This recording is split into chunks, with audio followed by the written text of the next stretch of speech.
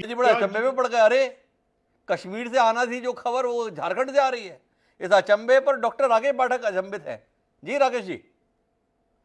वो AK-47 सुरक्षा कर्मियों की थी, उसकी पूरी जानकारी मिल चुकी है। वो किसी राजनीतिक दल की नहीं थी, फोर्स के लोग थे। वो ताला लगा के रख कर गए थे, रात हो गई थी।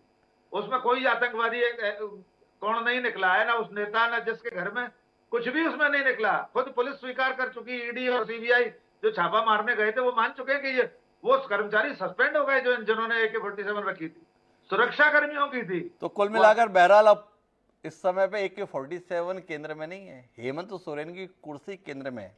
मैं वापस आना चाहता हूँ देवेंद्र वर्मा जी उस संवैधानिक मसले को जानने के लिए कि देवेंद्र वर्मा के संदर्भ में गुलरेज शेख जी ये कह रहे हैं कि उनको केवल और केवल मामले में दोषी पाया गया या 3 साल या 6 साल के लिए डिबार किया जाता है, तो क्या कहानी बनेगी?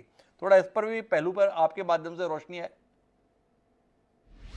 नहीं, देखिए क्या है कि जैसे अभी बात चल रही है कि शायद जो इलेक्शन कमीशन ने रिपोर्ट दी है जी वो सब भाजपा के लोगों को मालूम है, तो शायद इनको भी ये पता चल गया होगा कि उसमें शायद 3 साल के लिए या 6 साल के लिए डिबार भी कर रहे हैं उस रिपोर्ट में।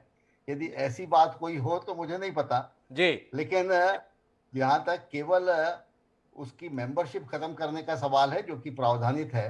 जी यदि केवल मेंबरशिप खत्म करते हैं तो निश्चित तौर पर वो फिर से उसके इलेक्शन के ऊपर कोई बार नहीं होता, वो वापस इलेक्ट होके आ सकता है। और उसके पहले 6 महीने तक के लिए, जैसा कि संविधान में प्रावधान है, तो निश्चित तौर पर यदि उनका दल, उनका बहुमत उनके साथ में होगा लेकिन तो एक वो पहलू और है देवेंद्र वर्मा जी मुझे जानने में, जिसमें दिलचस्पी है कि क्या चुनाव आयोग अंतिम अथॉरिटी है? क्या इसको किसी अदालत में देश की चुनौती नहीं दी जा सकती? क्या इस पर स्थगन संबंधी कोई प्रावधान नहीं रहते?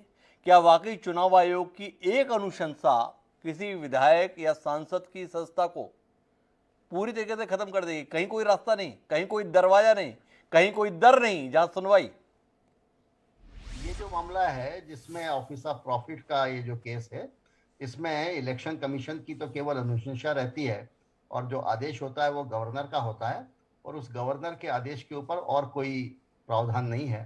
गवर्नर के आदेश से उसकी डिस्क्वालीफाई वो हो जाता है और उसको फिर से वापस वही प्रक्रिया करनी होती है। मतलब हाई कोर्ट, सुप्रीम कोर्ट इसमें कोई दखल नहीं दे सकते।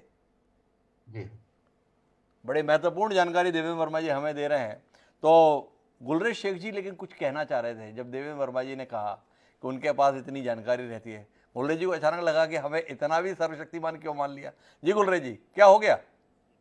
मैंने आरंभ में ही कहा था कि आपके शो में बैठने से पहले सर्वोच्च न्यायालय के वकील और मेरे मित्र से, वो आप बोले तो मैं नाम और नंबर भी दे सकता हूँ, जी उनसे मैंने डिस्कस किया था कि ऐसे केसेस में क्या हो सकता है लीगली।